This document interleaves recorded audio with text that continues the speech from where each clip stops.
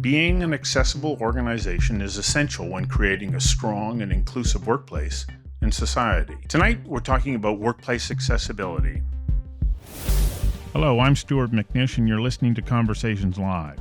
Conversations Live is a long-form public affairs dialogue series addressing the big issues of our time. For each episode, we bring together subject matter experts for a deep conversation designed to provide you with information that helps you make more informed decisions.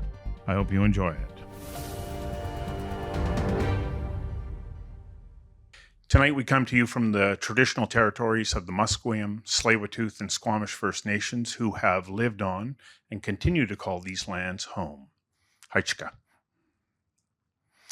Tonight, we're talking about workplace accessibility. Not just accessibility, but workplace accessibility, which you hear more of these days. You hear more about it, and for good reason. Being an accessible organization is essential when creating a strong and inclusive workplace and society. It's good business. It's good business in so many ways, namely culture, caring, respect, ingenuity, and it's good for the bottom line. Companies with diverse workplaces are twice as likely to meet or exceed financial targets, 6 times more likely to be innovative, 6 times more likely to anticipate changing economic conditions and then adapting to meet new opportunities. Tonight's Conversations Live is a challenging one. That's partly because I have a desire to see barriers removed so that all people who can add to and want to contribute to organizations can. And at the same time, I'm all too aware of the challenges in realizing this aspiration. Now, just before we begin, I'm going to express my wholehearted gratitude to our sponsors who make this evening possible. Without them, we just couldn't do it. Our presenting sponsors are RBC, KPMG, and Helijet. Our event sponsors are Stem Cell Technologies, BD, Fortis BC, Landlord BC, Polygon, the Port of Vancouver, the Digital Technology Supercluster, Research Co., and our media partner is the Vancouver Sun. Our supporters are BCIT and Canadian Beef. And I want to especially thank Apogee Public Relations and give a big shout out to my team at Oh Boy Productions, who are experts in live, online, and virtual event production.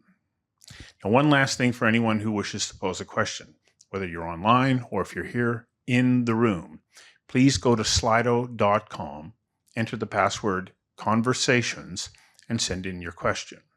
Sean, our Slido master down here at the end of the panel, will be receiving your comments and questions and bringing them forward to us.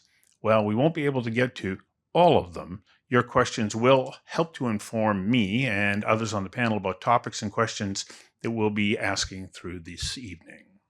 So to further set the stage, here is Mario Canseco of Research Co., who just conducted a poll about our opinions collectively on and about how we're doing in providing access to employment. Samaya, can you please play Mario's video? About 1 in 4 BC residents who live with a disability say they face barriers of a technological nature, such as devices not being accessible to those who need assistance. Slightly more BC residents with a disability deal with barriers that are related to communications or architecture. Still, the challenges that BC residents with a disability have to contend with the most are systemic, such as policies that unfairly discriminate, and behavioral, such as assumptions that limit their contribution to society. While our survey shows some progress on specific issues, there are unsettling statistics on others.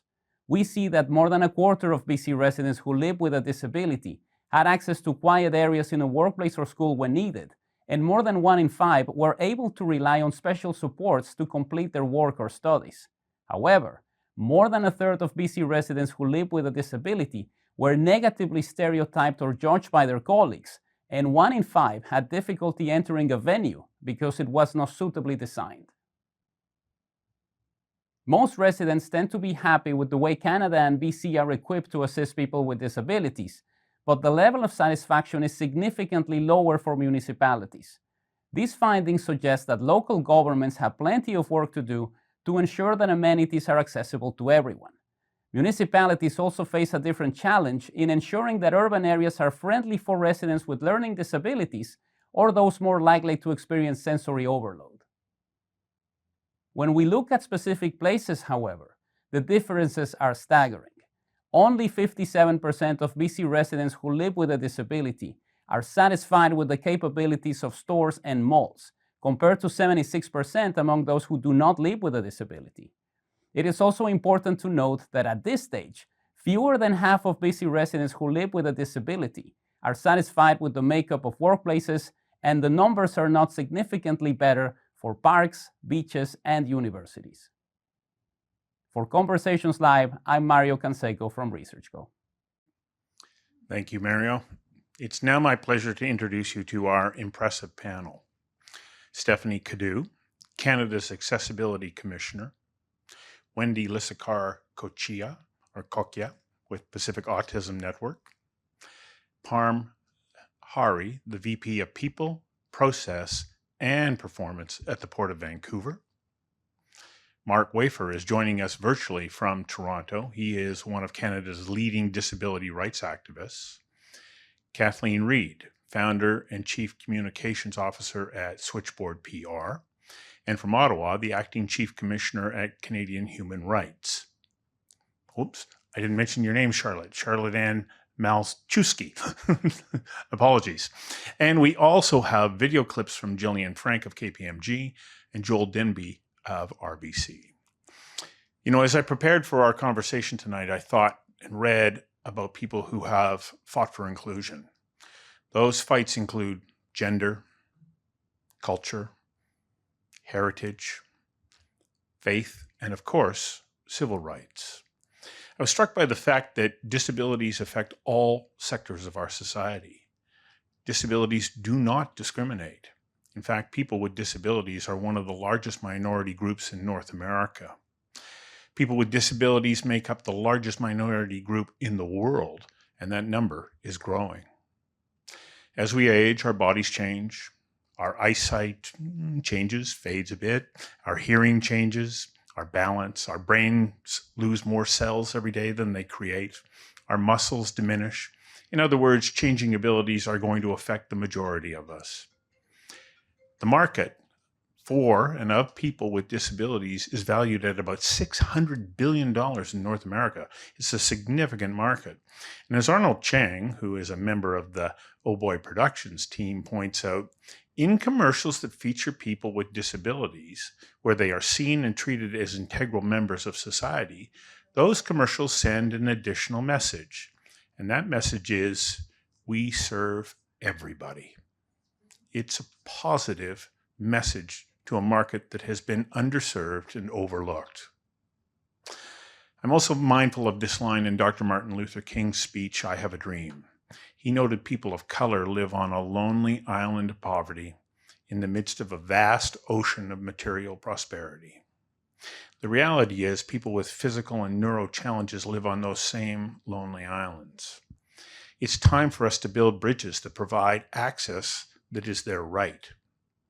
Recognizing that not everyone has equal abilities and that not everyone wants to or can work, but everyone who wishes to contribute deserves access that will provide them with opportunities to realize their potential. When we build more and more of those bridges, people with disabilities will benefit in greater numbers, and so will all of society. I want to start just right at the moment with a clip from Joel Denby. Samaya, will you please roll that clip? And then I'm going to come back to our panel and I'm going to ask you for your opening thoughts and also your reaction to Joel's clip. Samaya? When I was a Paralympian, I felt that we were making traction, but I think the more I'm entrenched in the corporate workforce, the more I simply don't see myself represented. And the stats back me up. You know, many people with disabilities still live in poverty in Canada. Many of those who do work are in low-paid jobs. There is still an element of being invisible. Commissioner Cadieux, it's a bit of a sad statement, isn't it? It is. And I'm just going to correct my title. I'm the Chief Accessibility Officer. Wow. The Accessibility Commissioner at the Human Rights Commission is Michael Gotthill. Thank you. Yep. He's the bad cop. I'm the good cop. No, he's a great guy. But Joel's comments are sad, but they are not something that I'm not familiar with. We aren't making the progress that we should. We haven't made the progress that we should. We have a long ways to go. What's preventing us from moving forward? Attitudes. Really? That's what... Attitudes. We can have all the policy in the world. We can make all the statements that we want. We can have all the intent. But until we change the intent to action, it really doesn't matter. And the thing that prevents us from moving from words to action are the biases that we hold in our unconscious, that society has accepted, that disability is less. Mark, you're coming to us from Toronto right now. You fought against this. You went out and opened one Tim Hortons and another and another and another, and you were facing these challenges. When you hear what Joel has to say right now, what's your response, and what is your recommendation on how we move beyond this? Well, my response is I'm not surprised at all. These are the kinds of responses that we hear on a regular basis. And one of the things that the young man said was that those who are in the workforce tend to be in low-paying jobs, and that's a really important point that he's making, because that is the truth. If you take a look at the demographics, 5.6 million Canadians of working age have a disability, and according to StatsCan, more than 50% of those people are not working. So you already have a huge talent pool of people with disabilities who are usually educated, usually skilled, and typically looking for that opportunity to find work, and they can't, and they can't because of attitudinal barriers.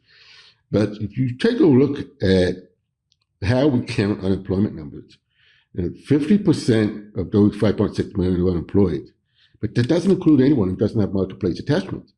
So once you add in people who have no marketplace attachment, you're actually closer to a 70% unemployment rate. 85% who, if you're like me, I'm deaf. So if you happen to be deaf or have poor hearing, your chances of working are only about 15%. If you're autistic or from the autism spectrum, your chances of working are much less, because you've got an 88% unemployment rate. So there's, hearing these negative comments, systemic barriers, barriers being the greatest attitude, the attitude being the greatest barrier to getting people into workforce, no surprise to me.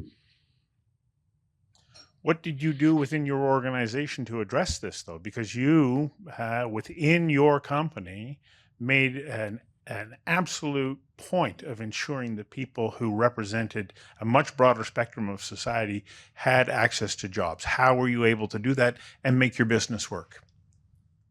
Well, we were very privileged to have great workers, and just many of them just happened to be people with disabilities. We started our first Tim Hortons in Scarborough, which is on the east end of Toronto, in the early 90s. I hired a young man who had Down syndrome. I didn't have a lot of experience being around people with intellectual disabilities at the time. I enlisted the help of a local agency to help me train this young man. His name is Clint Sparling. He was 23 years old when he walked through the door. And I knew that if he was knocking on doors looking for a job, the barriers, we're talking about the early 90s, it was even different back then. He wouldn't be able to find a job. So I took a chance on him. And he turned out to be my best employee. Came to work early, couldn't get him to take a break. At the end of the day, it was time for him to go home. He wouldn't go home because the job meant so much to him. Such loyalty from an employee is not something that's typical. We grew fast. We had 5 restaurants in the first 5 years, and we employed probably about 10 people with different kinds of intellectual disability. and they were all my best employees. They didn't require any supervision, always early to work, always looked fantastic. They were ambassadors of our organization. And I started to see a pattern. I started to see that there was a clear business case for hiring people with disabilities. There was a clear economic case. So about the mid-90s, my wife and I decided to open our doors to anybody with a disability, as long as they could do the job, or as long as they could be trained to do the job. And in the 25 years that we're in business, we employed more than 250 workers with disabilities in every job, every aspect of our business, including senior management. And we believe we've hired from every disability type in that time. And the results have been enormous. Thank you. Parm, partly in response to Joel, but also what else you've heard so far tonight. You're with the Port of Vancouver. Big responsibility here. How do you go about, because the Port of Vancouver was part of the President's Council, what is it that was so important to the Port and to HR policies moving forward to make sure that you're creating accessible workplaces? Thank you. No, so one of the things that I would have to say is the President's Group has been phenomenal. It's been just a real opportunity for learning from other great organizations. And I think part of what the barrier is the biases are there, but people are uncomfortable talking about the biases. We have to normalize that it's okay not to know what to do. And so it is normalizing that with leaders, helping them understand that you can have the conversations and providing them the training to actually be able to be effective leaders for people with multiple forms of disability. And it's not a one size fits all. So in terms of how do organizations provide success in this area and actually break these barriers, I think there's multiple things that we can do. We're also on a journey at the Port. We don't have it perfect. We have a long ways to go.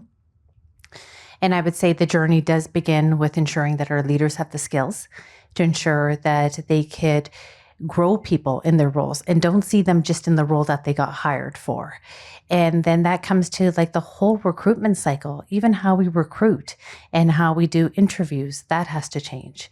And from a succession planning perspective, we have to look at succession planning in a different way. So from HR policies and practices, we have significant work to do still. From a facilities perspective, I would say we've had bigger gains. We've made our workplace a lot more accessible. We're not quite there yet, but we have done a lot in our newer buildings, but kind of retrofitting our older buildings is taking us some time.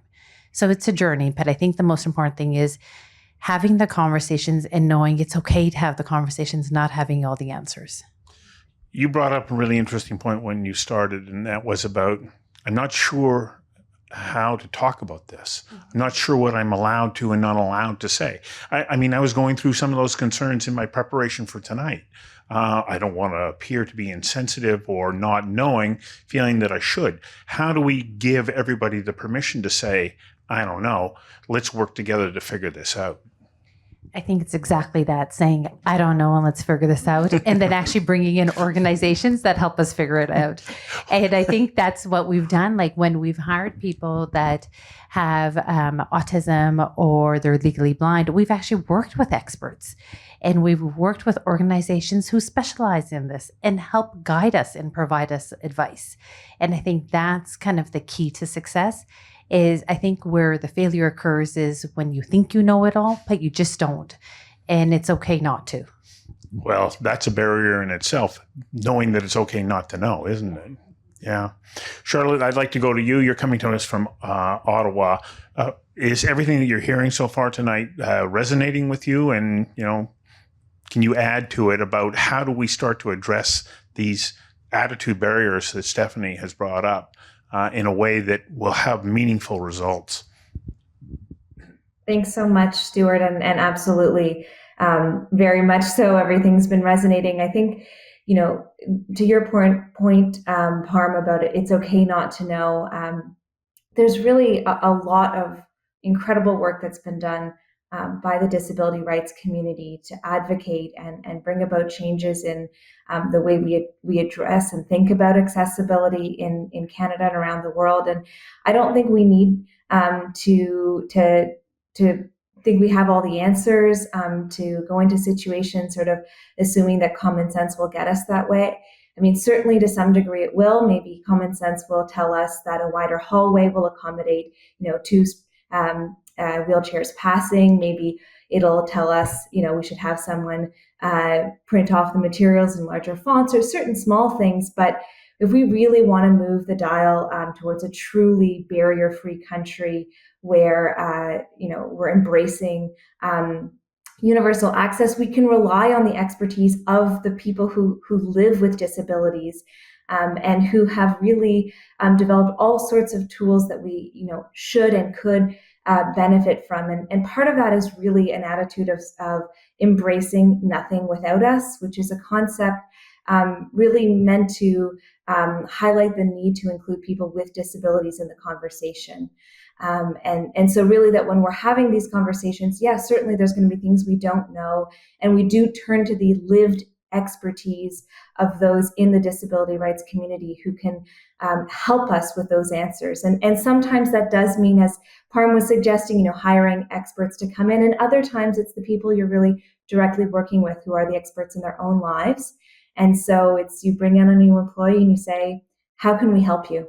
And I think that's where some of these conversations start. And really at the core of it, recognizing that we all benefit from that kind of inclusion. And it's really about having an opportunity for everyone to fully participate in society. And how we get there is through having tough conversations, learning things we don't know, and really embracing each other's humanity. A couple of years ago, I had Brad McCannell in for an interview from Rick Hansen Foundation, and he said, somebody will say, oh, yeah, no, we've got an accessible workplace. And he goes, oh, really? What are you doing for people who are blind? And this is an issue. Kathleen, I'm going to go to you because you have vision challenges. Do people pay attention to that? Or are they thinking, oh, no, I just have to have a ramp or a lower countertop or something? Like, how do we make sure that we are including everybody? I think it depends on the situation so much. I was at a big technology conference in Toronto recently, and it was really hard for me to use the online ticketing app. And it was a little uncomfortable to say, hey, I work in tech and innovation a lot, but this app isn't super accessible for me with the type of central vision loss that I have. So I think everyone's doing the best they can. But the other thing that I think is helpful for folks with invisible disabilities is to come forward. So I think creating space for conversations in meaningful ways and knowing they can be tricky to navigate. I, for a long time, hid my accessibility challenges. I didn't want to tell clients. I didn't want to tell friends or family, but talking about them and having conversations like everyone here is holding space for today really, I think, put us in the right direction. In terms of vision, I think it's complex. It depends what you have. There are different tools and things you can use, but it really depends. Like walking outside at night isn't something that I would do. So workplaces have to think about that. How do I get home from different conferences and events, or do I bring a friend along? Things like that become just a little bit more of a challenge. And do you find that when you are now having those conversations, that people are saying, oh, okay, well then how do we solve this? How do we find the right solution or opportunity for you to be able to realize what it is that you're choosing to do?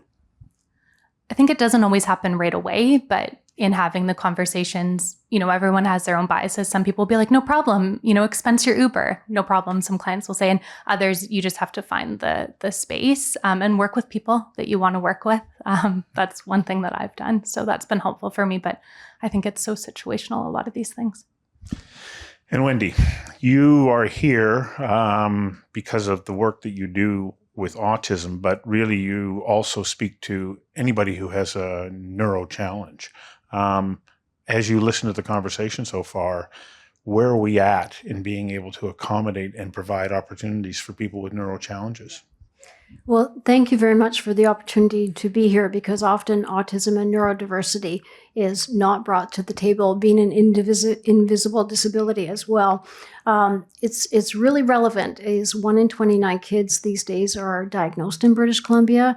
Across Canada, 70% of neighborhoods have a child that is 5 years and younger in their household.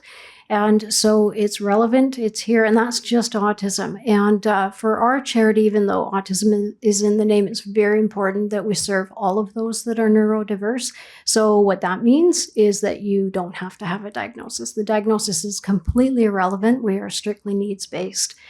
The relevance is pretty darn significant, especially regarding employment. So when you speak to a family, and we have lived experience, we have an amazing 29-year-old nonverbal son. And Mark, I just have to say, when I hear you talk, I feel warm and fuzzy inside, like when I eat one of your donuts. I'll teach you all something tonight. It takes two hands, but this is the sign for donut. And it's one that's used very frequently in our household. So for the prevalence is that, the relevance is that when you often talk to a parent with lived experience, what do they say? I want for my son or my daughter a friend and a job. And that's because a job is not just a job. A job is their entire life. It gives them purpose, it gives them hope, and it gives them often that friend. We have four very cool employment initiatives going on right now, and one of them is called GO Group, and GO is an acronym for Goal-Oriented Employment, and it's paid training. So for the students, they get 6 months employment, and I'm very proud to say that it's powered by RBC and KPMG. And wonderful organizations. They are, because it's not just about, talking the talk, they walk the walk. Yes. And so for 6 months, our students get paid employment at different amazing places around town and initiatives that we create. And what's very cool is that, for example, if they're working in a coffee shop or a restaurant or training to be a barista, often they don't become that. They don't do that job, but it opens up a whole nother world for them, because they become confident. They realize that they can be outside of their basement. They can be out in society. They realize that they really enjoy the technology aspect of it. So then they go into a computer course, and it's unbelievable how it just completely opens up the world. And changes their lives. It does change their lives. Absolutely. Did you want to add a comment there, Stephanie? I saw you sort of going. If not, I think, I'll transition from Wendy's comments about what that first experience means. There are a lot of people with disabilities in that 645,000 Canadians that are currently sitting on the sidelines waiting for somebody to invite them in, 50% of whom have post-secondary education, but they won't have a job listed on their resume. Not one. Because they couldn't go through that same employment progression that a typical kid would. And it's amazing, but that's what the employers still look for. Where's that experience on your resume? And so the fact that programs like the ones that they're offering through PAFN offer kids that chance to have that first experience, to get that resume, to get that reference, to show the progress is amazing. It's so important. And it does open up a wealth. I mean, my first job was at a bakery. I don't work at a bakery. My second job was at a paint store. I don't do that either. But I was able to translate that to the next job and the next job. And that it is no different for a person with a disability. Everyone needs that first step, that first chance. And so often for people with disabilities, by the time they're entering the workforce, they're entering the jobs they're applying for are not entry level. And if they are entry level, they're seen as too educated. And if they're not entry level, they're seen as, well, you don't have the employment history to back that up. So it's a bit of a catch-22. We have to flip the script. And as we talk about employment and disability and accessibility in this time, today, we're actually talking about it in a time when we're trying to flip the script on the conversation around disability as a whole. Disability is not the problem. Barriers that we put up are the problem. The medical model of disability, where people are less and should somehow fulfill their needs themselves to get past it, is gone. We're talking about the social model of disability, where people come in a whole bunch of shapes, sizes, colors, with abilities, disabilities. It doesn't really matter. It's a human experience. The environment creates barriers to those people accessing the world, and we need to break that down.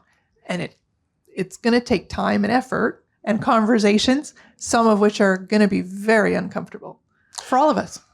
Well, there's a good point to go to another clip. This one from Jillian Frank. Samaya, can you play the clip Unlock Talent? We need to think about what you're doing to unlock talent that can apply to your organization. So there's a significant benefit of being able to look at your workplace, look at the design of your tools and processes to ensure that you're attracting people who have the skill sets you need, that they may need some accessibility accommodations. And you're taking those steps to show you're an employer of choice for those people. Then you'll get the best talent. Because you're looking at it through a lot of different lenses and ensuring you're getting the people who have that skill and qualification. So when we unlock talent by inviting different perspectives, different people in, I just want to run one more clip here. This one from Joel Denby, where he talks about problem solvers. What we're asking of people who have disabilities is to say, bring these remarkable problem solving skills that you have to our workplace. Can you play that clip for us, Samaya? The ability to problem solve on the fly, even just going to work when, there's an elevator outage, you're calculating, okay, can I go up that escalator? Is it going to be safe? Am I going to get in trouble? Probably, but I'm going to do it anyway because it's the only option on the floor. Do I have to go back on the subway to get to another train? These are things that we all deal with physical disabilities. Charlotte, I saw you nodding. This resonates with you, doesn't it? Absolutely. And what Stephanie was saying around flipping the script, I think is so important. Moving away from thinking of disability only from the lens of sort of how can we accommodate, what do we do differently, and instead thinking of accessibility first. So really looking at our built environment, but also other barriers that might be maybe in our digital infrastructure or other aspects of the way that we do things at work and in our communities, to ensure that we're minimizing the barriers for all sorts of people with all sorts of different disabilities. And so that then what we move away from is a need for as many people to come forward and say, I have a disability, and ask for accommodation. And instead, we're removing some of those barriers so that it really becomes the exception to need to come forward and ask for an accommodation. And I think that really contributes to a more inclusive society, and frankly, one that values all people and allows people to fully participate, which really means, being able to choose when and where and how they want to participate in the workforce and in their communities as well. Sean, I'd like to... Okay, Sean, you're going to have to wait a second. Wendy, I saw you go, hang on a second. I got to add to this. I just think that obviously that's so accurate, and I really want to pick up on what Stephanie opened with on attitude, because for neurodiversity and autism, the one-word attitude could fix everything. And the reason for that is that meaningful inclusion, meaningful employment is based upon obviously how our individuals are viewed. And we have an amazing program by the federal government. It's AID, which is an acronym for Autism Intellectual Disability Exchange. It's a web platform, and it concentrates on resources for families and for individuals. First and foremost, it has over 1 million views, so it's doing obviously incredibly well. And it really focuses on training the community members, educating the community members, because there's this saying in autism that we follow a lot, and that is that we spend our life and our entire son's life teaching him to adapt to the world, but now it's time for the world to adapt to him. And it's not that individuals such as our sons and daughters can go out in the community and not work because they don't have the skill sets or they're not willing to learn. And like Mark says, they just make the most amazing employees. It's the attitude of the community members, and it's not necessarily their fault, and it's not necessarily negative. Like Stephanie was saying, sometimes people just don't know what to do. And one thing about training that's really important, we feel, is that groups and organizations and experts are excellent, but lived experience is the best. And lived experience in autism and neurodiversity is a massive spectrum. So it's very important to hear from individuals that are able to verbalize it and communicate, but it's also incredibly important to hear from family members or caregivers that have the lived experience. With up to 40% of people with autism are nonverbal. And that's a massive amount of the community that is so employable, unbelievably employable. So meaningful inclusion, meaningful employment is really based for us on training from lived experience. We have trained over 16,000 first responders across Canada, and we have this model where not only will it be police training police, but the police officer is also a mom or a dad or a brother or a sister. They have that lived experience. And we've done that with firefighters and call takers and different employers, life labs across Canada. There are 55 phlebotomists have been trained on how to make a blood draw less stressful. So that's good for all of us, right? And we're just, really passionate about the training for the community. It's on us to learn. Parm, from your perspective, you're in HR, in a complex organization. How likely is it that you can start to move the needle and help to facilitate this, even especially considering, the history of the Port of Vancouver and its support of this? We still face very real challenges. So what are the practical ways in which we can take next steps? I think one of the most practical ways organizations can take next steps is first making it safe for people. So if it's a visible disability, it's obvious and you know how to support someone. But neurodivergent is something now we're hearing a lot more of and people are feeling comfortable disclosing. And if you don't create the space for people to disclose or share or feel comfortable to kind of go to their HR team or their direct manager, we can't provide the supports. So kind of two examples in our organization, we had two individuals that are neurodivergent, and initially it seemed like performance issues. And it seemed like, okay, things aren't working out. It was the leader that was trying to kind of use their leadership style to ensure that, this is how we interact with each other. But that individual came and disclosed to us in HR, and it made the biggest difference, because then we asked the leader to figure out how do you, Wendy, your point in terms of you taught your son how to kind of deal with the world, it was actually the leader's job of how do I actually work with someone that was neurodivergent. So I think it's so important first to create the safety for the conversation to happen, for individuals to feel that they can go to somebody and share the spectrum that they're on and what support they need, and then create that conversation so that they're actually getting the support they need, and whatever may need to be adjusted. Communication style might be written, verbal might not work. So, and it's not one size fits all. Sean, I'll come to you in a moment, but Mark, just something has struck me in the conversation here. Do organizations need to say, okay, here's the mix of roles and responsibilities that are needed to complete what our business model is?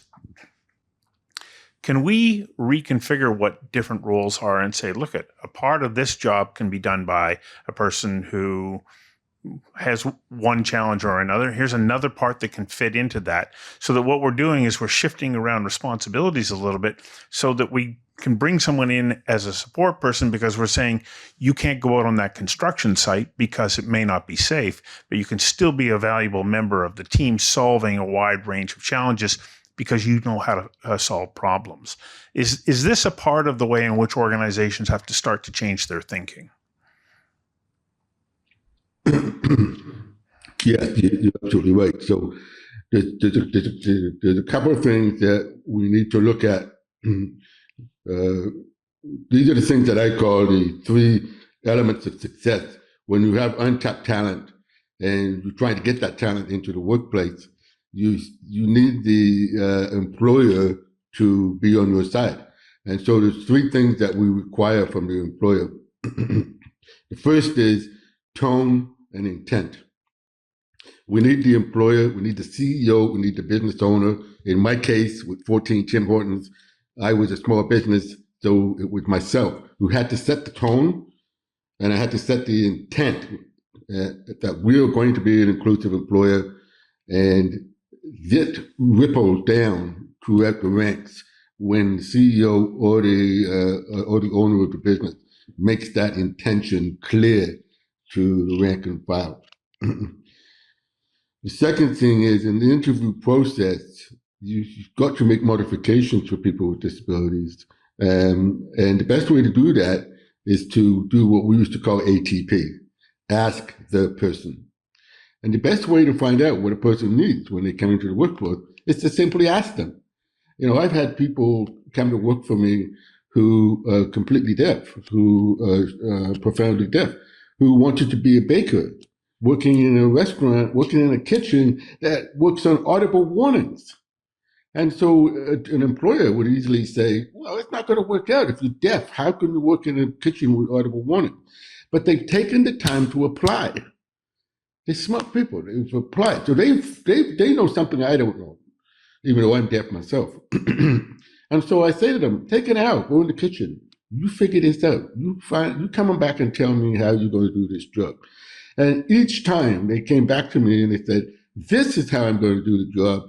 This is the accommodation I require. And by the way, that accommodation is not going to cost very much money at all. And so we need to do these 3 things. We need to set the tone and intent. We need to make sure that the interview process is changed as necessary. And one of the things that we did in the interview process, which I found was very important, is we used to ask the question. We used to say, you will be working with employees who have a disability. How do you feel about that? And so typically the response would be, oh, yes, my mother's in a wheelchair, my brother has low vision, and so it's not an issue. But you're planting that seed right away, that this is an inclusive workplace, and you will be expected to be part of that inclusive workplace, even if you're not disabled yourself. And so it pays dividends when you ask that question. We used to extend that into management. So we would typically promote from within, and we would sit down with somebody who we suspect will be a good manager, and we ask them the question and state, hey, you're going to be supervising people who have disabilities now. How do you feel about that? And that's how you continue on that change in culture. And that's what you really want in the workplace in order to be fully inclusive, is a change in culture. That doesn't happen overnight. Even in a small business like mine, it takes time. Stephanie, I see you nodding and wanting to add to what Mark is saying. Yeah, I would like to add, I think he's right. I think, people with disabilities bring that innovation, and they have to be asked. But I would add, why don't we just ask everybody? What is it you need to be successful in the interview? What is it you need to be successful in the workplace? People with disabilities have had the right, legally, to not be discriminated against for years. But it continues. And if you think about it, when we're employers and we're talking, it's how do we talk about people with disabilities? How do we talk about wanting these people in our organizations? Do we say, oh yes, well, tell us what you need, and we know we have a duty to accommodate? That kind of doesn't sound like you really want me there. But if you said, hey, what do we need to do to make you successful? Now I feel like I can ask for what I need, that it's not going to be a barrier to that employment. I think, flipping the script is also about flipping the script about how we talk about disability and how we talk about inclusion. So I mentioned Arnold Cheng in my introduction. He has been working with us for about 6 years now. Comes to see us in a wheelchair, and we go, you can edit, you can do all these other things, but he can't go out and set up the camera and throw up the lights and so on. Okay, so we just start moving the job around a little bit. He does the parts that he does and then adds on to what that contribution is, fills in other gaps that we have, and he's a remarkably important member of our team, and has been so for a number of years. One of the strangest things, of course, was in the interview. I went, okay, how do I ask this question? Do you think that you could use our washroom? Can you go try it to see if your wheelchair can fit in? And he goes, well, let me go check. Yep, that'll work. You're hired.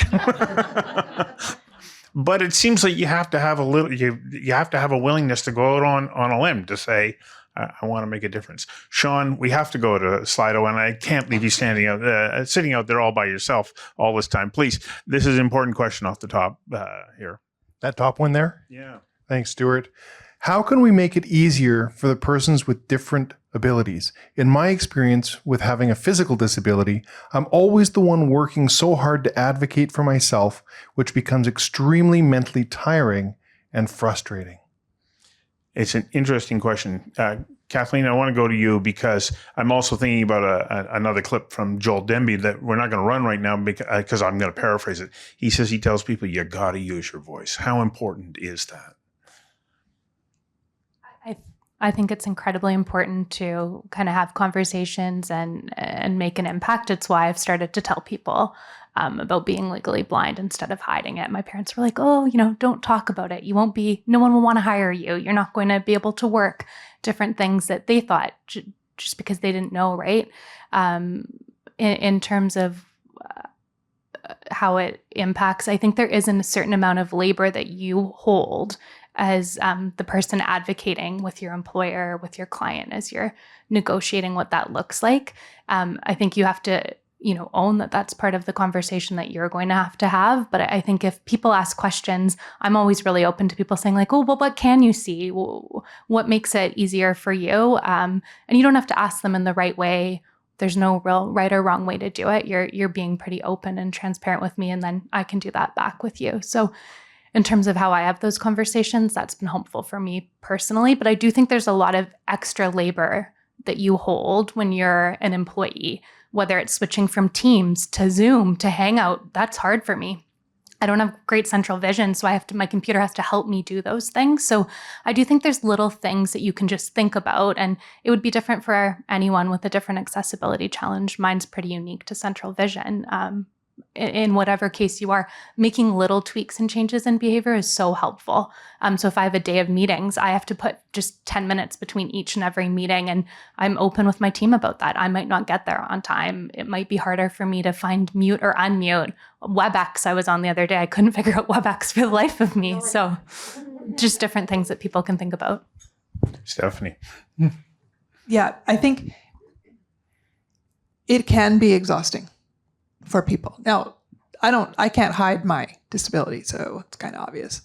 But for people whose disability isn't out there, it is an added burden to have to tell people something they won't just accept. Somebody will hold a door for me. They're not necessarily going to know that somebody else might not be able to see where the door is.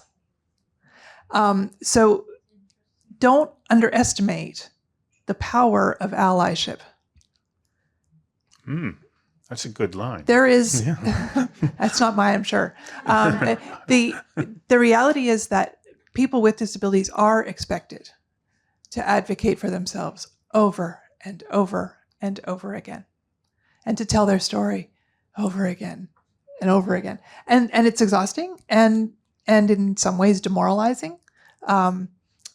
we have to plan everything differently. We have to ask stupid questions when we're going out to lunch with friends. Well, can I get in the door? How many of you ask, can I get in the door when you get a lunch invitation? I have to do it every time. And every time I have to ask, and is there a washroom?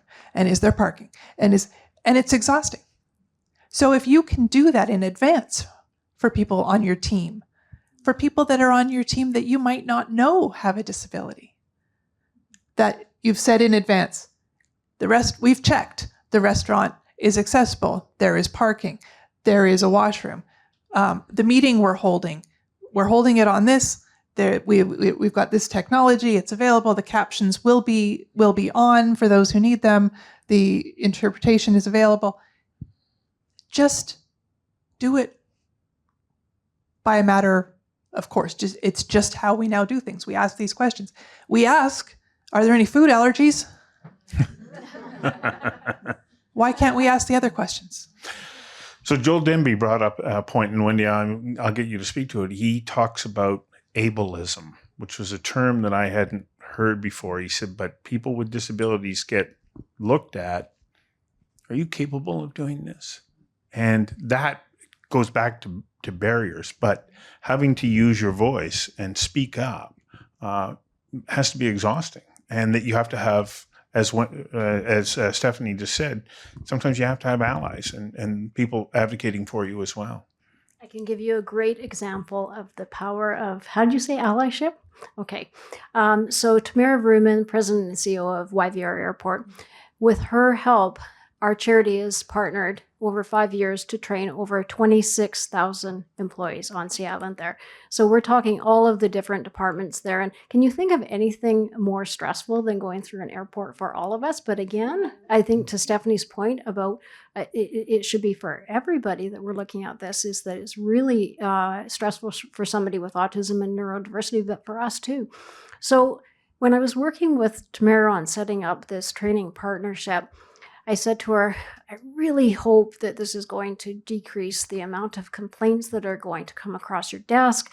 You know, she was telling me about how concerned she was about this recent poor young man that was traveling through with his parents, had a very bad experience. And she said to me, no, Wendy, you're looking at this all wrong. We want families to feel welcomed.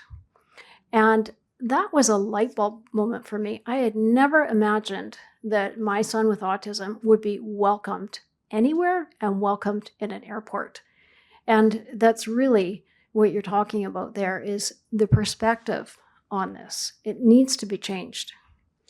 I need to give credit where credit was due. The ableism comment came from Jillian Frank when we were doing the interview with her. It's a very important point. As a matter of fact, I have a clip right now that I'd like to play. Samaya, could you play that?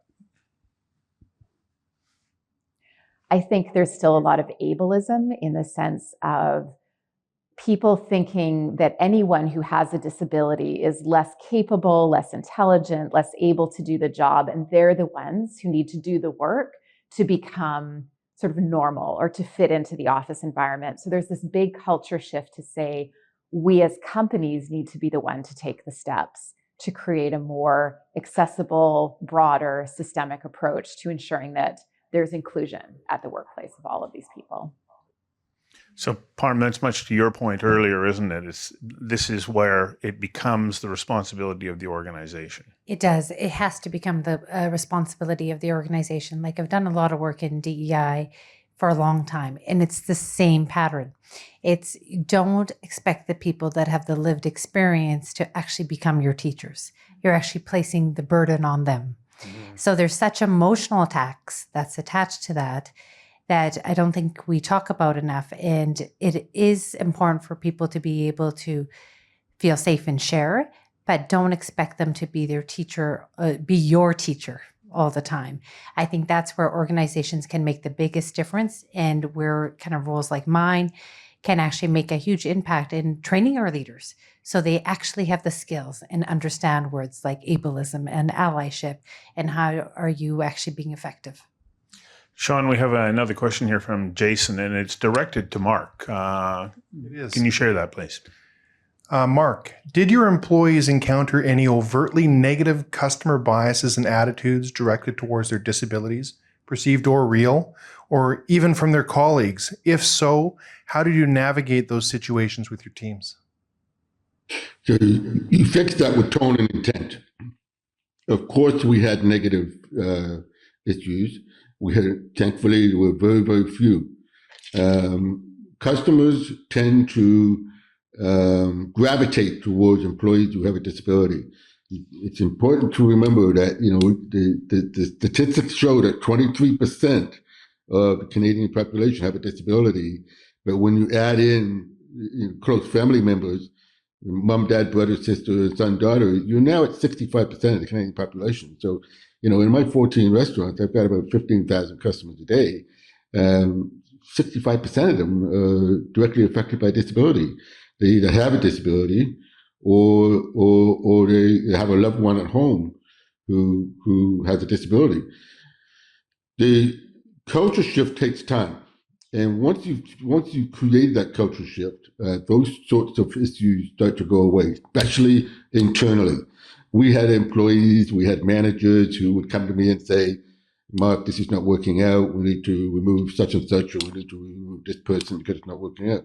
When we sit down and talk about it, we find out that it's really them buying into a series of myths and misperceptions or stereotypes.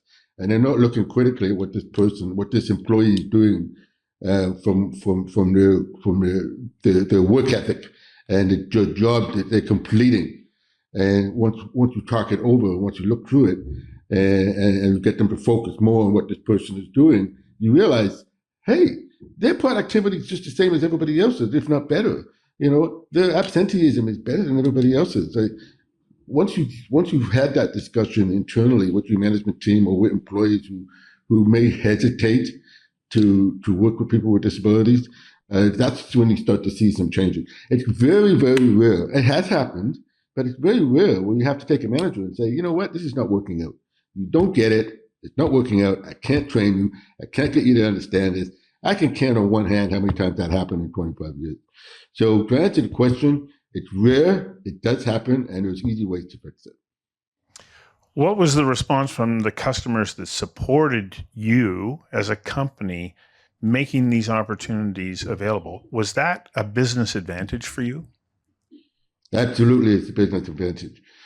65% of the people who came through my restaurants every day are affected by disability. So how does that affect their decision making? I had customers who would call us, email us, send us texts and say, are you the employer who hires people with disabilities? And we'll say, yes, okay, we're coming there for lunch. So if you have, and these are just the ones who told us they were doing this. And so we increased transactions, we increased sales by being an inclusive employer. It's not just the customers coming into the restaurant more often. It's also the fact that we recognize a clear business case. As absenteeism was lower, our safety ratings were higher, innovating ratings went through the roof because people with disabilities have different problem-solving skills. So that's just a given. And for us, being in retail, our employee retention was very, very high. Around 40% for us in our 14 restaurants, about 40%, compared to a normal 100 to 125% for an operation that's well run, just like ours. We're all the same. I wasn't a better operator than anybody else, but our retention rates were way higher than anyone else. And if you put that into dollars and cents, you're taking more money to the bank. And that's why it's important to talk about it this way. This is how you encourage employers to step up when they see that there's a reason to do this. There's a business case for this. Right? We've talked about legislative compliance in the past. We've talked about those charity jobs. You know what? It doesn't work. It hasn't worked. We've got to get business to understand real, tangible reason for being an inclusive employer. Samaya, we have one last clip from Jillian Frank. Can you please play that? And then, Charlotte, I'm going to come to you. In British Columbia, we've always had the Human Rights Code that requires employers, requires people offering services to the public to accommodate persons with disabilities. The new legislation, which is the Accessibility Act, public sector is required to take a more proactive approach to creating a disability or an accessibility plan. So what they're required to do is think about their built environment, their technology, their processes, their policies, and whether or not that is accessible to or creates barriers for people who have disabilities. So, Charlotte, 2 points here. One is it's human rights. And number two, what's the changing legislative environment right now at the federal level?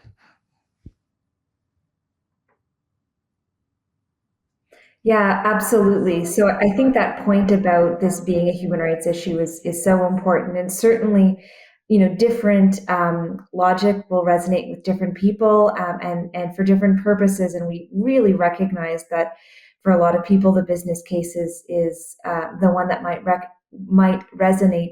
But I think there's also a humanity to bring to this conversation, that really we're talking about so many people in our communities, and we're not talking about just this sort of subset of society that, we is so different from ourselves. If we are people who, don't presently consider ourselves to be living with a disability, we may be in the future. We may have relatives who are, and I mean, the statistics really just show how broad this is in our society. So really, I think the human rights approach to this is really recognizing that people have a right to live free from discrimination, and that includes discrimination on the basis of their disability. And we have had legislation to that effect in the federal jurisdiction. So in Canada, we've had that for quite some time with the Canadian Human Rights Act, but what that means has evolved over time. So what we consider to be a disability has grown to be a more inclusive definition that recognizes things like invisible disabilities, that recognizes that disabilities may come and go. There may be temporary in nature in the course of somebody's life, for example, but nonetheless very impactful. So that is certainly a progression. But the piece that I think, and you raised this in your question, Stuart, that is really exciting and I think important is this shift towards what I called sort of an accessibility first approach earlier, which is what the Accessible Canada Act really promises. And that is moving us more meaningfully towards a barrier-free society, one in which people aren't seeking particular accommodation, but rather we're working towards proactively thinking about what exists in our built environment, what exists in our ways of doing, in our digital infrastructure, and all of that create barriers for people to access workplaces and other places where they receive services or live in the community. And so that shift is really significant. And I think what I would add to that is it's so important that we don't stop paying attention and pushing for what it can and should mean for Canada to be truly barrier-free. So we have this framework at the federal level that helps us in the way we are now approaching accessibility, that federal employers and private sector in the federal jurisdiction have this obligation to have accessibility plans and to be proactively thinking about this. But that's really going to be impactful and meaningful if we continue to build on that framework with regulations. And I think a lot of the momentum that has come for this change has been coming from people who are living with disabilities, from their families and other advocates. And so there's a lot owed to them for the progress that has been made, and a lot that needs to continue in terms of pressure to keep moving the dial towards this big promise we have in Canada to be barrier-free by 2040. Okay, I have a question, and I'm not entirely sure how to word it, because I recognize that there are some people with disabilities who may say, well, that's great that you want to make the workplace accessible to everybody, but no matter what you do, don't feel like I'm going to fit in, or that that's what I want to do. So how do we work with them to give them access to opportunities that will make them feel as though they are contributing members? Because I think no matter what we're talking about is saying, I matter. I do things that make a difference. I may not want to work in, a coffee shop or a heavy duty mechanic shop or these places. But how do we collectively create opportunities that allow these people to feel like they are contributors? Because I think it's a very important part of being a human being. Microphones are going up all over. I'll start with you, Parm. Okay. And I would just say we have to first shift our thinking. We actually can't think of it as I matter. Of course they matter. As organizations, it's like, how do we make this? It's our job to figure this out. And if we actually figure this out in the right way and actually getting the right voices at the table, we will create inclusive environments. But someone shouldn't have to ask the question that I matter. Like, that's the question that organizations need to be asking. Are we an organization that matters for people? That's actually, I think we got to reframe it. And just kind of going to the accessibility plan, it was like, it came up fast. We're federally regulated, but it was a fantastic exercise for us as an organization because it allowed us to have conversations with departments and different areas that didn't think about it. So the technology team, the accounting team, like throughout the organization or facilities team, they all had to contribute to the plan. So it started the conversation. So from my perspective, accessibility plan has been fantastic because it started the conversation of it not just being an HR problem, it's everybody's conversation to have. Wendy? We have an amazing federal program that is directly addressing this, and it's called Employment Works Canada. It's a 12-week program, and what it does first and foremost is it explores with the individual and their family their strengths. What do they like to do? What are their preferences? What are they good at? What don't they even know that they're good at yet? And we really focus for a long time on their strengths. And then with them and their families, we also focus on what things do they not like to do so much. And also we focus on the social norms of things that we can help them navigate. But it doesn't end there. We also focus on the employers that we want to work with and we want to train for meaningful inclusion, meaningful lives, meaningful employment. And I'll just give you a quick, concrete, great example. In a large hotel chain, and this is where we systemically need to change some things, there's this wonderful young man that really wanted to be a housekeeping attendant. He enjoys cleaning, he enjoys order, enjoys repetitive nature of tasks, and he's this big, strong lad, but he was not able to complete the number of rooms in the time allotment, and that's understandable. So one thing that he was really good at is stripping the linens off of the bed, grabbing the towels and all of the heavy stuff and carrying it off to where it needed to go.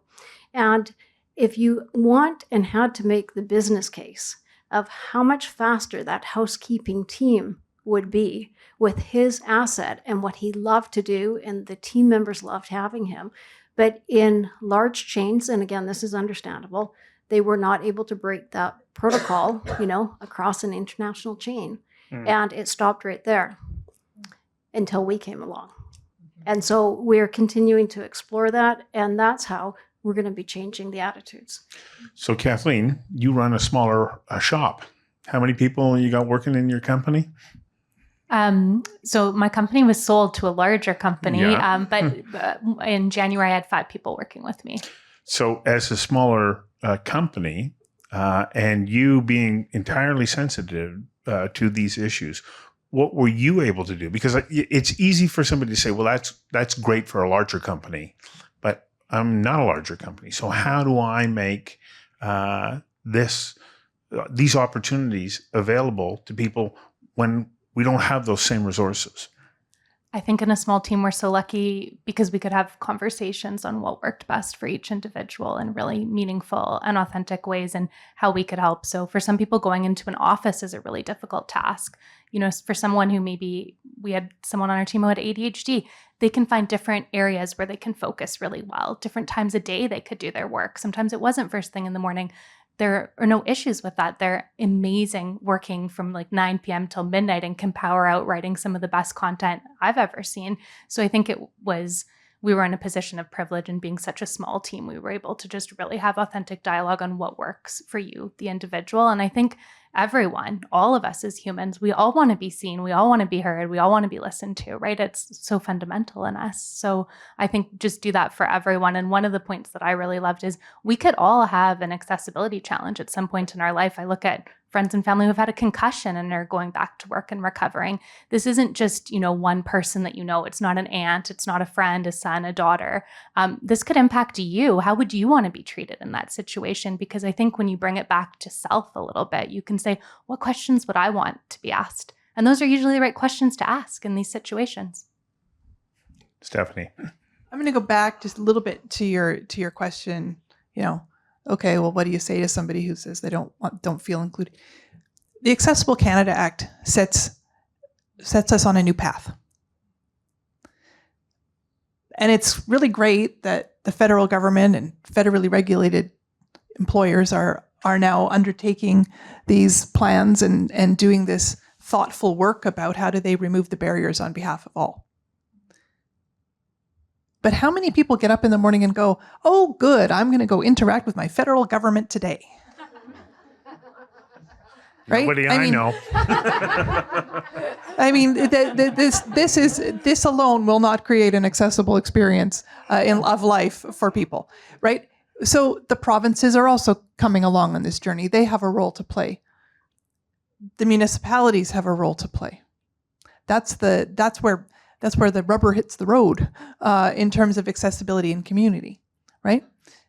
And the private sector has a role, and individuals. And as individuals, we have a role.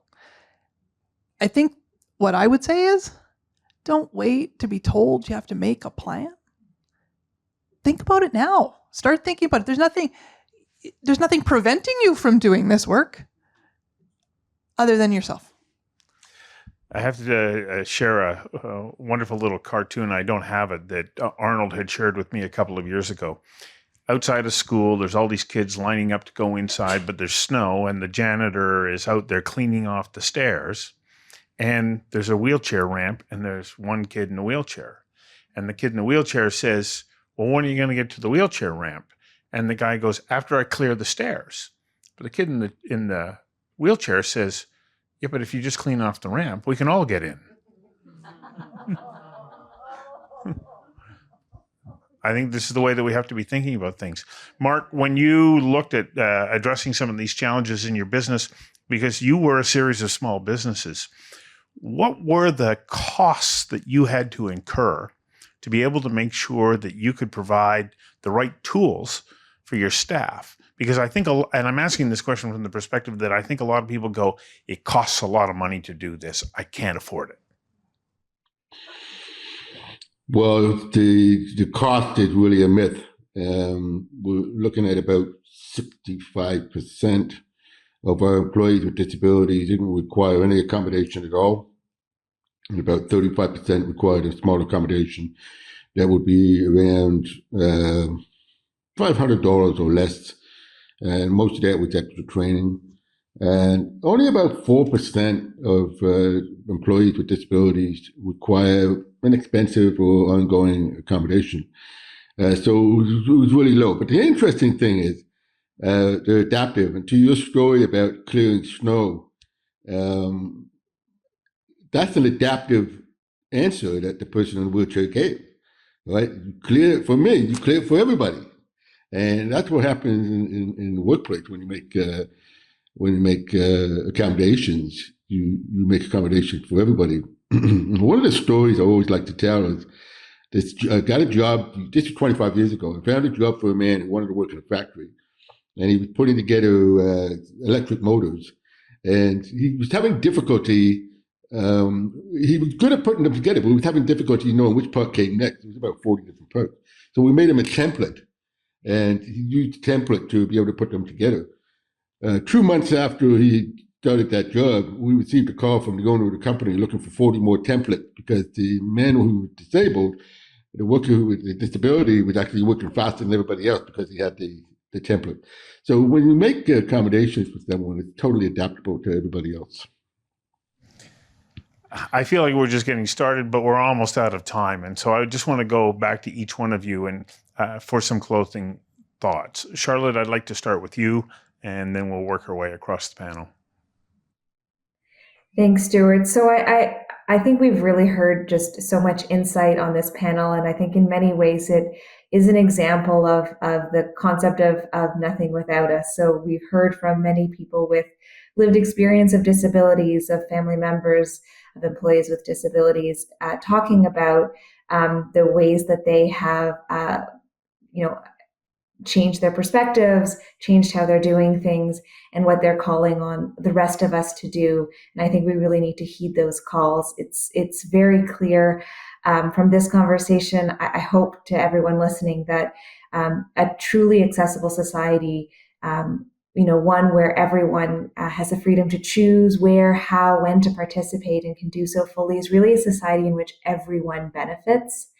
And I hope that message is really ringing true. And one of the things that I just want to leave folks with, because it isn't something we've had a chance to maybe connect the dots on so far in the conversation, and I think it's an important piece, is just to really recognize that a lot of the accommodations we're talking about are with respect to sort of one aspect of people's lives, and people with disabilities, as anybody, are people with complex lives and all sorts of different aspects of their practices and of their identities. So, accommodation in the workplace is also, allowing someone to participate in the religious holidays. It's also, organizing schedules to allow for someone to care for an aging parent. There's lots of forms of accommodation, and it's not so unusual or different in the workplace that we need to accommodate. We, under the Canadian Human Rights Act federally, you need to accommodate on 13 different grounds. And so I really just encourage people to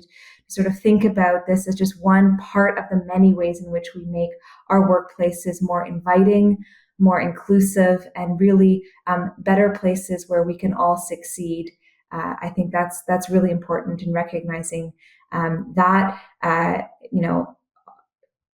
alongside this thread that I think has been really clear in the conversation, that these conversations ought to be led by the expertise of those with lived experience. And I really thank those on this panel who have shared those experiences with us.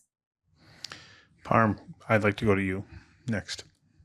First, I want to just thank everyone for the opportunity to participate in this panel. I would say the big part of the goal tonight was to also learn. I've picked up so much and learned so much during this conversation.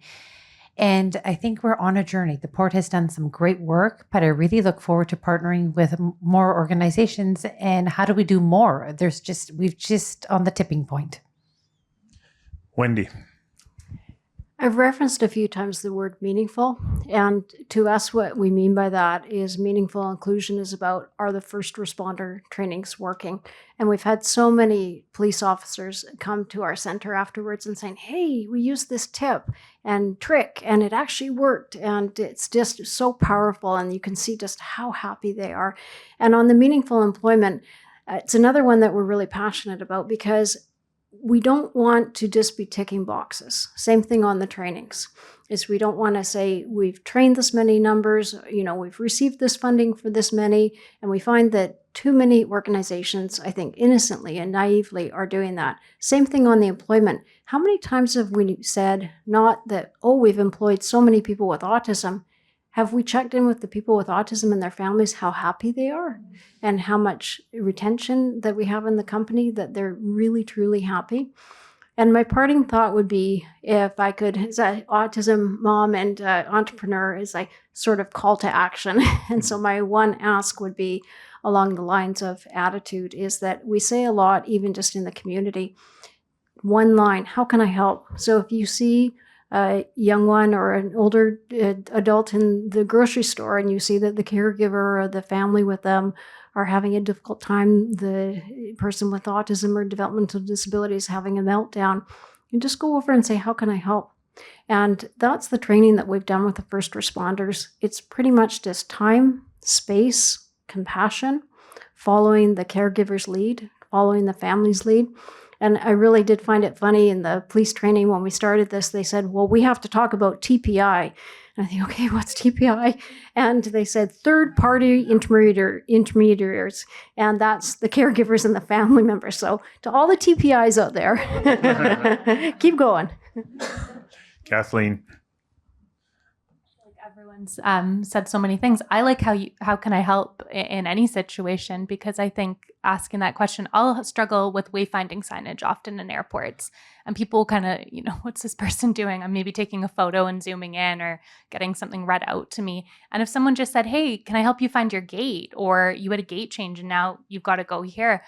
That's huge for me. Instead of maybe having like a little meltdown in the bathroom or myself having a hissy fit, someone just offers me that help. So I think all of us are at this part of the journey where if we ask to help or we say what we need, that's super impactful. Mark? Our time is now. When you think about the fact that we've got a major labor shortage across this country, the people who have disabilities in this country are a major solution to that major labor shortage. So we need to redouble our efforts, and we need to be able to unlock that talent now more than ever before. And we've got people across this country, 550,000 graduates from the last 5 years, people who have a disability, 270,000 of them post-secondary educations. And those are the people who have never worked a single day. Those are the people who don't have marketplace attachment. So we're talking about people who are skilled, educated, ready to go, and we've got a labor shortage. We've got to put that together. And so our time is now. Stephanie. I think I've really enjoyed this. I've enjoyed hearing other perspectives, and I said this before, but I'm thrilled to hear Mark speak. I've known of his efforts for a long time. There is a lot of momentum. We are building momentum, and that is good. But we are still at risk of saying, well, we'll do it when. We'll do it when there's budget. Well, we're not sure we can do that. Well, what's the business case? What's the business case for not doing it? I can tell you, when 22% of the population is 22% of every market segment, is 22% of your employees, whether they have disclosed to you or not, and it's 22% of your customer base. And that's before you account for all their family and friends. So we have to stop accommodating inaccessibility. We have to start demanding it from the start. So we can all be advocates. I was reading the brochure or the booklet from the Dr. Peters Center as I prepared for this. And in there was this wonderful paragraph. It said, underserved communities hear an awful lot of four-letter words. They use an awful lot of four-letter words. The one we choose to use is love. And I think that, we want to live in this community where we appreciate one another, where we celebrate one another, and we build what to me is a really unique experiment in democracy, in the way in which we manifest ourselves as a country. And I think that if we continue to move forward, recognizing everybody and the contributions that they can make, then we can build that country, continue to build that country that we see unfolding in front of our eyes. I want to thank our amazing panel tonight. I want to thank all of our incredible sponsors who have been so good in supporting us. And I want to invite you all to sign up for our newsletter so you know when the next Conversations Live is happening, which, by the way, is on November 21st. And we're going to be talking about economic reconciliation, the other great wound in Canadian society. How do we bring us all together so that we all benefit from this land of bounty? And then in December, Asia Pacific, where to from here? Because as we know, that landscape is shifting very quickly right at the moment. So thank you so much for joining us tonight, in person and online. Please tune in and look for clips over the next few days on a variety of different social media venues. Thank you. Good night.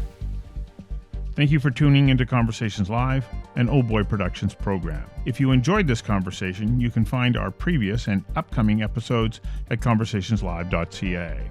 You can also follow us on YouTube, LinkedIn, Instagram, and Facebook.